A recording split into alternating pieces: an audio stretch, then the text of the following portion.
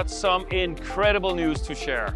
Jabra is walking away from InfoComm 2026 with 5 industry awards.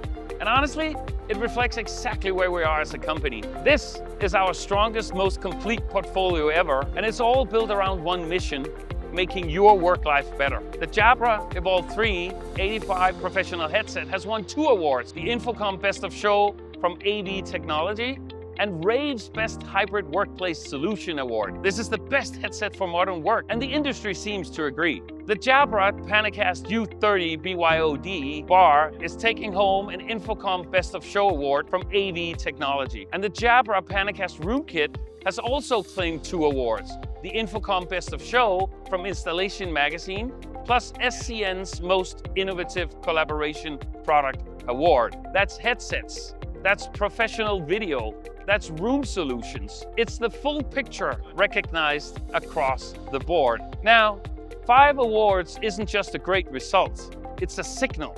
The way people work has changed, and that's permanent. Jabra, as a company, is defining what great looks like in that world. And when the industry's leading voices independently recognize your full portfolio in one single show, that tells you something. It tells you that Jabra isn't just keeping pace with how work is evolving, it's setting the standard.